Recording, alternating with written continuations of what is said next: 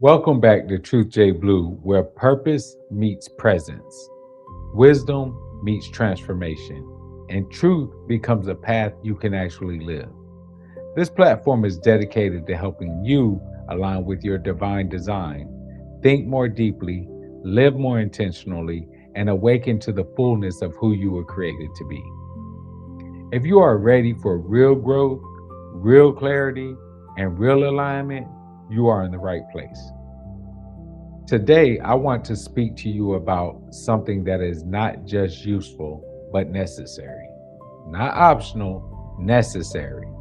And that is critical thinking. Critical thinking is not simply just thinking harder, it is not sounding intelligent, it's not winning arguments, it is not collecting information so you can impress others. Critical thinking is the disciplined process of examining reality with honesty, clarity, and courage. It is the ability to slow down your reaction, question your assumptions, and test your conclusions. Moreover, it aligns your mind with what is actually true. That is essential on the Logos path. The Logos path is the path of reason, the path of order, the path of intellectual integrity. And in a world that is flooded with noise, emotional manipulation, misinformation, and unchallenged opinions, critical thinking is no longer an academic luxury. It is a form of protection. It is a form of self governance. It is a form of freedom. The ancient roots of this discipline go all the way back to Socrates, who understood that many people live by beliefs they have never truly examined, never questioned. So he questioned. He asked them many questions. He didn't ask shallow questions, he asked them penetrating questions. Questions that expose their contradictions, questions that reveal their confusion, questions that force people to confront whether they actually knew what they claimed to know. Later, during the Enlightenment period, thinkers pushed this even further, insisting that truth must be tested through evidence, not merely inherited through our traditions, emotions, or dogma. And that same challenge remains before us now. Will you believe something because it's popular? Are you going to believe it just because it's emotionally satisfying? Will you take it and believe it because it confirms what you already want to believe? Or will you submit your mind to disciplined examination? Real critical thinking begins when you stop asking, "Do I like this?" and you start asking, "Is this true?" See, one of the most powerful frameworks for understanding this is the Paul Elder model. It teaches that every act of reasoning contains fundamental elements. There is always a purpose. What is the goal? There is always a question at issue. What problem are we actually trying to solve? There is always information. What data or evidence are we using? There is interpretation. What conclusions are we drawing? There are concepts. What ideas or principles are guiding us? There are even assumptions. What are we taking for granted? And then there are implications. What follows if this is true? Most importantly, there's perspectives, which is what perspective are we looking at this from? This matters because most people do not examine their thinking at this level. They react, absorb, repeat, and defend, but they do not inspect. And when thought goes unexamined, errors gain authority. That is why critical thinking also requires standards. Not every thought deserves trust. Not every conclusion deserves agreement. We must ask, is it clear? Is it accurate? Is it precise? Is it relevant? Is it deep enough? Is it broad enough? Is it logical? Is it significant? Is it fair? See, these standards are not just mental tools, they are moral disciplines. Because if you refuse clarity, you become vulnerable to confusion. If you refuse accuracy, you become vulnerable to deception. And if you refuse fairness, you become a prisoner of your own ego. And when you apply these standards consistently, something begins to happen inside of you. You will develop intellectual character. You gain humility. You become willing to admit what you do not know. You develop empathy. You become capable of understanding perspectives other than your own. You become fair minded. And instead of using thought as a weapon, you begin using it as a means of transformation. But what if we are honest? The greatest barrier of critical thinking is not the lack of intelligence, it's distortion. Psychological distortion, emotional distortion, logical distortion. One major obstacle is confirmation bias. This is the tendency to search for, interpret, and remember information that supports what we already believe while conveniently ignoring whatever challenges it. In other words, many people are not looking for truth. You are looking for reinforcement. Another barrier is anchoring bias. The first idea, the first headline, the first impression becomes the anchor, and everything else gets judged in relation to it. Another is the availability heuristic. Whatever comes easily to the mind feels more true, common, more dangerous, or more important, even when it's not. And then there's the sunk cost fallacy. People continue investing in broken patterns, broken beliefs, broken systems, simply because we have already given so much to them. We've given our time, our money, our emotions, even our identity to it. But past investment does not make a false path true. And then we face logical fallacies like the ad hominem, where you see this in political debate all the time. An ad hominem is when the person attacks the person instead of the argument. Or they set up a straw man argument and distort the other side so that it becomes easier to dismiss. Or they create a false dilemma and pretend that there are only two options when possibilities actually exist. Because how rare is it that there actually are only two options? It's extremely rare. See, there's also circular reasoning. I dislike when people try this because they use the conclusion as the proof. Like, because such and such said it's true, it's true. That don't make any sense to me. But these errors, they're not rare.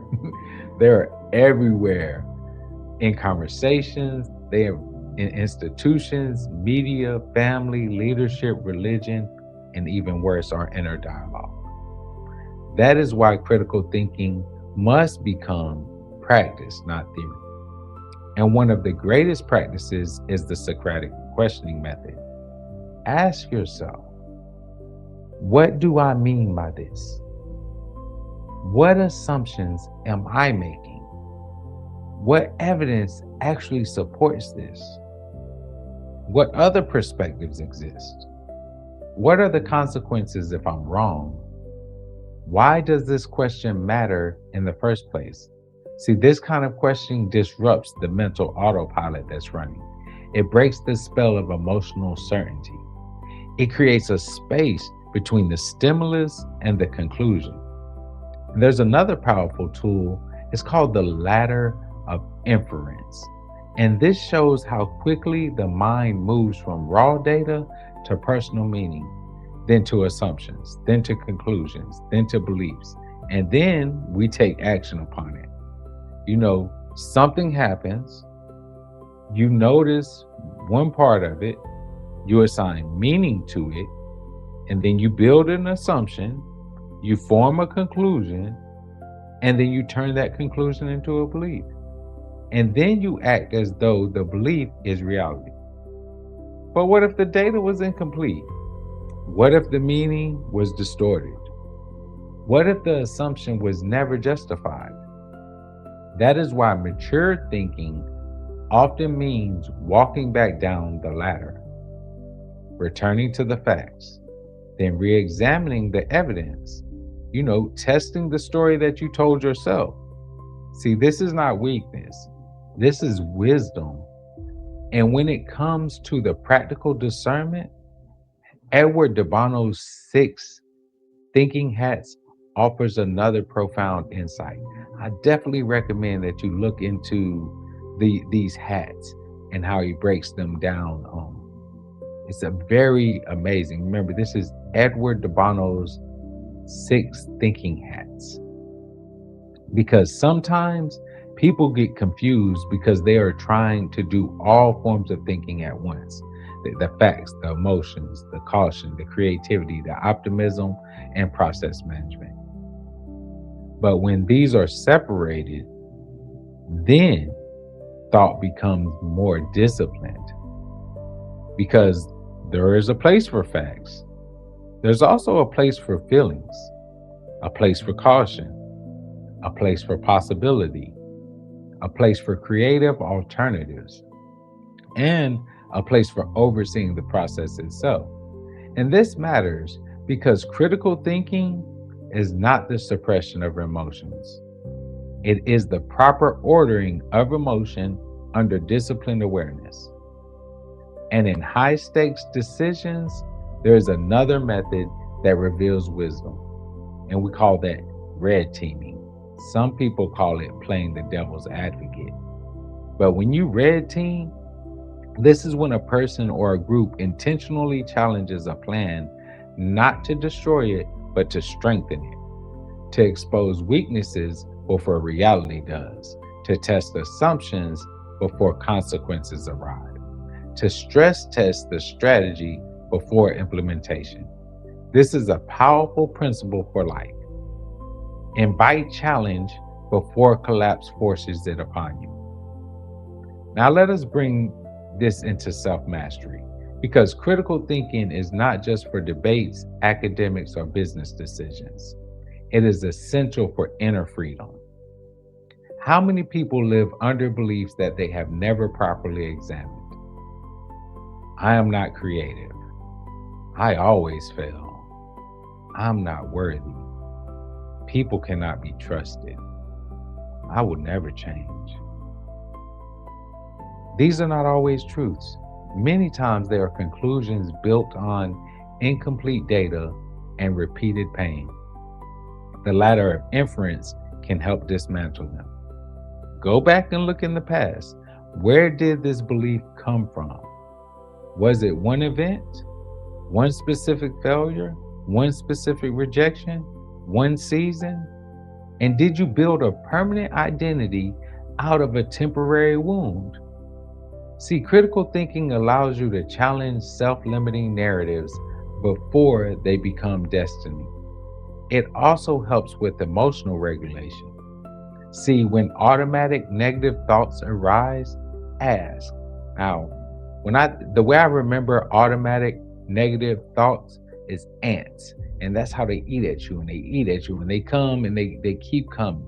So when automatic negative thoughts arise, ask yourself, what is the evidence for this thought? Is there another interpretation? Am I reacting to facts or to fear? See, that pause can interpret their emotional loop. That pause can restore perspective. That pause will save you from becoming loyal to a lie. And in the digital age, critical thinking becomes a mental firewall. We live in an age where information is so abundant, but discernment is rare. A claim goes viral and people assume that it must be true. See it all the time. The video is emotional and people assume it must be honest. The voice is confident and people assume it must be credible. But confidence is not proof. Volume is not truth. Virality is not validation. So we must learn truth through learning source triangulation. Do not rely on one source. Look at it academically, look at it intelligently, look at it across religions, spiritually, however way, how many do not just trust one source of looking at something. Cross reference claims across distinct forms of evidence. Ask who created the content. Ask what do they gain if I believe it. Ask whether the message is designed to inform you or to manipulate you. See, sometimes the wisest move is called the wait logic, where you pause and you do not immediately adopt every viral claim. Do not surrender your mind to the urgency of the crowd. Give it time. Let the evidence emerge.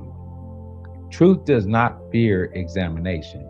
In fact, truth becomes clearer under it. So, what is the call here? The call is to become a person whose mind is governed, not hijacked. A person who can think beneath the surface. A person who is not easily manipulated by emotion, novelty, group pressure, or intellectual vanity. Become a person who seeks reality more than reassurance, because critical thinking is not cold, it's not cynical, it is not detached for the sake of detachment. At its highest level, critical thinking is an act of respect. Respect for truth, respect for consequences, respect for others' perspectives, respect for the responsibility of being human. And moreover, in that sense, critical thinking is deeply spiritual because it requires humility. It requires self-examination. It requires the willingness to let falsehood die, even when falsehood is familiar. The Logos path is the path of disciplined perception. It is the refusal to be ruled by distortion. It is the courage to confront your own assumptions. It is the commitment to think clearly, live honestly and wisely. So ask yourself deeply, think about it, examine it carefully, listen broadly, reason fairly, and do not hand your mind over to impulse, ideology, fear, or pride. Train your mind. Begin to think. Use it. Govern your mind. Sanctify it through truth. Because a liberated life begins with a liberated mind, and a liberated mind is built through critical thinking. Now, if this message resonated with you and you are ready to go deeper, I want you to take the next step. Explore the inner alignment audit or the divine alignment scorecard through using the link in my bio. Now, these tools are designed to help you gain clarity, identify what may be hindering your growth, and move forward with greater purpose, alignment, and intention. Your next level begins with awareness. So visit the link in the bio and take the next step today. And I'll see you on the next video. Peace. Every thought aligned, divine dimension, purpose in motion, truth in my stride. Energy pure, can't dim this right. Energy pure, can't dim this right. Didn't it fall right? Didn't it fall right? I wake with clarity, anchored in peace.